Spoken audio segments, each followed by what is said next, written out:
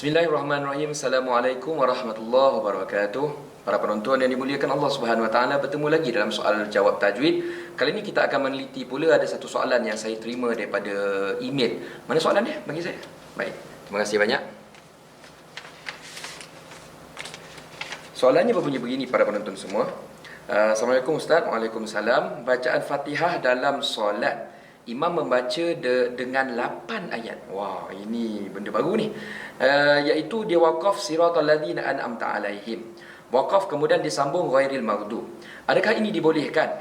Bukankah ia telah mengubah wajah Fatihah daripada 7 ayat kepada 8 ayat? Baik. Terima kasih kepada yang bertanya. Para penonton dimuliakan Allah Subhanahu Wa Taala, soalannya sekarang tentang ayat terakhir di dalam surah Al-Fatihah, ayat yang paling panjang tu, siratal ladzina an'amta alaihim. Kita semua maklum bahawa surah Al-Fatihah ini dia ada 7 ayat, tuan-tuan dan puan-puan. Ada satu ayat Al-Quran menyatakan walaqad atainaka sab'an minal mathani wal Qur'anal azim, ya. Dan kami turunkan kepada kamu 7 ayat yang diulang-ulang. Kita akan baca 7 ayat yang diulang-ulang setiap kali kita solat. Itulah maksudnya surah Al-Fatihah. Soalannya sekarang, beliau mendakwa bahawa kalau kita baca ayat yang terakhir, siratal ladzina an'amta alaihim, contohnya kita berhenti pada alaihim, dan penanya ini mendakwa bila kita berhenti, kita sebenarnya menambah satu lagi ayat. Bermaknanya sampai an'amta alaihim, sampai alaihim, ya, kita kira yang ni ayat ke-7. Kemudian kalau kita sambung ghairil maghdub dan seterusnya, kita anggap yang ni ayat ke-8. Adakah ia menambah ayat? Baik, para penonton semua, this is very good. This is very interesting question actually. Jawapannya begini. Kita perlu faham perbezaan antara waqaf dan juga fasilah, ya.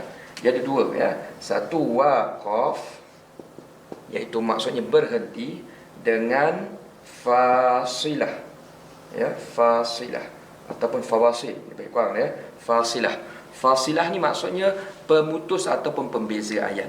Untuk makluman kita semua, fasilah ataupun fawasil, mudah cerita, yang kita ada letak ayat nombor 1, ayat nombor 2 yang ada ayat tu, tuan-tuan dan puan-puan.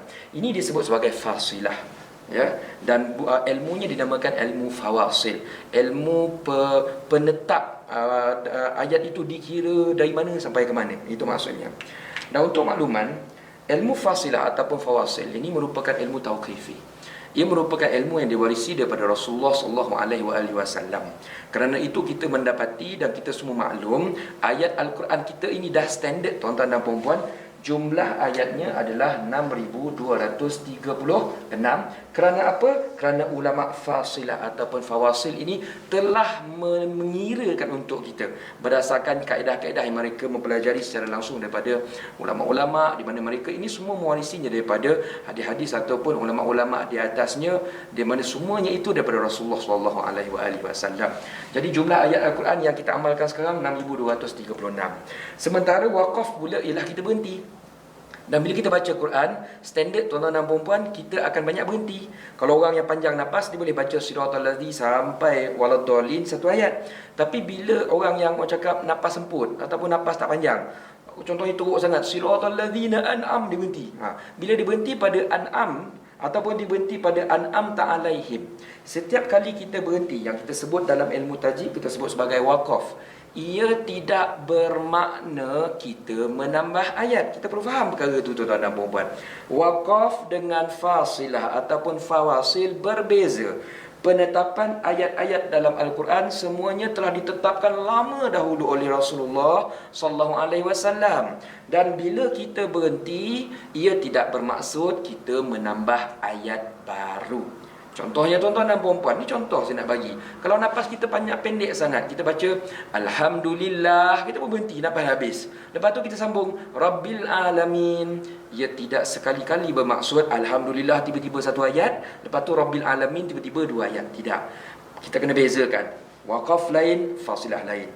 Ini datangnya daripada Rasulullah SAW. Sementara ini merupakan teknik yang ulama wajib ajar di dalam ilmu tajwid, dalam bahagian waqaf dan juga ibtida. Mereka ada perincikan perkara-perkara ini. Jadi kita jangan tersilap faham dalam perkara ini. Berhentilah berapa banyak kali nak berhenti pun tuan-tuan dan puan-puan, ya. Ia tetap tidak akan menambah jumlah ayat Al-Quran, di mana kita semua maklum Al-Quran yang kita baca sekarang jumlahnya adalah 6,236 ayat. Sekian sahaja, dan saya harap penerangan yang kita nyatakan sebentar tadi dapat memberi penjelasan yang bagus untuk persoalan tersebut, insya-Allah. Wabillahi taufiq wal hidayah. Assalamualaikum warahmatullahi wabarakatuh.